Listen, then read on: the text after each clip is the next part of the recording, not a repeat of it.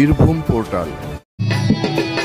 মনে করি আসামে যাব, আসামে গিয়ে তোমায় পাব। মনে করি আসামে যাব, আসামে গিয়ে তোমায় পাব। বাবু বলে কাম কাম, সাহেব বলে ধরে, সদার বলে দিব পিঠের ছাপ। আরে পাখি দিয়ে চালাইলি আসাম, আলকি দাদা লাহোর কাকে বকা বকাবু।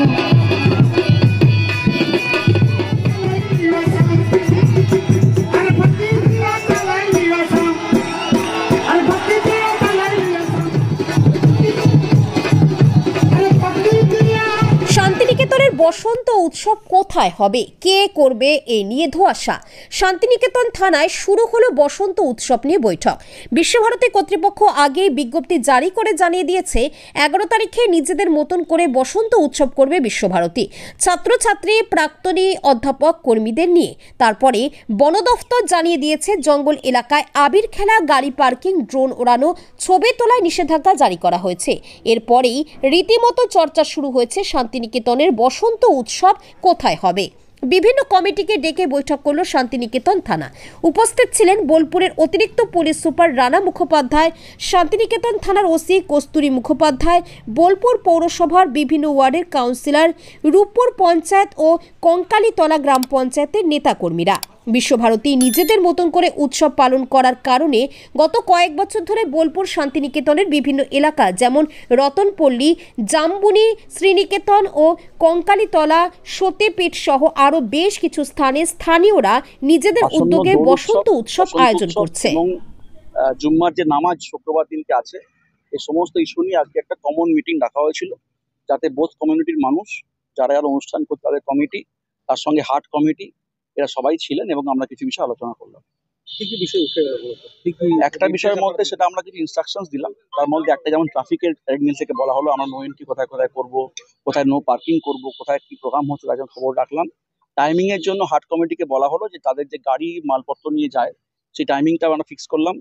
আর তার সঙ্গে আমরা যারা কমিটি এখানে দোলের জন্য কোনো প্রোগ্রাম করছেন, সেই দোলের প্রোগ্রামের জন্য আমরা কিন্তু তাদের বললাম যাদের অনুষ্ঠানে কোনো সমস্যা না হয়, নেশার জিনিস যাতে ইউজ করা না হয়, কোনো মহিলা অসম্মান যাতে না করা হয়, একই সঙ্গে ডিজি যাতে বাজানো না হয়, এই সমস্ত কিছু আলোচনা ওখানে বলা হলো এবং ওরা বললেন যে মেনে চলবেন।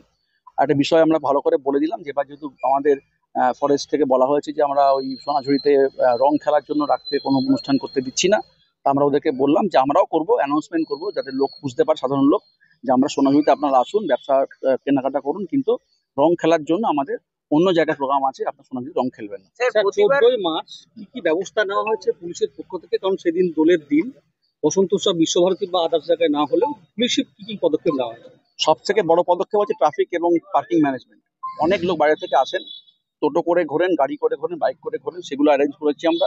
নাম্বার 2 হচ্ছে ক্রাইম ম্যানেজমেন্ট, কারণ এই সময়তে লোকজন সুযোগ নিয়ে আমরা দেখেছি অন্যান্য ক্ষেত্র বেশ কিছু ছুটকো ছাটকা পেটি ক্রিমিনালস বদমাইশি করতে চায়, তাদেরকে আটকানোর জন্য আমাদের টিম থাকবে। প্লাস আমরা এই যে ইপিজি যাতে না হয়, যাতে মহিলা সুচারুভাবে ঘুরতে পারে এখানে, সেইগুলো আটকানোর জন্য আমাদের একটা পিসি মানে প্লেন পথে টিম থাকবে, তারা ঘুরবে নিজেদের মতো করে। উইনার্স টিম থাকবে, আমাদের পিং মোবাইল থাকছে, প্রায় ধরুন 200-র মতো মোটামুটি অ্যারেঞ্জমেন্ট রাখছি আমরা এখানে। যেহেতু এবারে দোল এক জায়গায় পার্টিকুলারলি হচ্ছে, সব জায়গায় ছড়িয়ে হতে পারে, সৃজনীতে হতে পারে, রতনপল্লীতে হতে পারে, সেখানে চারদিকটা ঘিরেই আমরা কিন্তু লোকজন রাখবো অ্যারেঞ্জমেন্টের জন্য।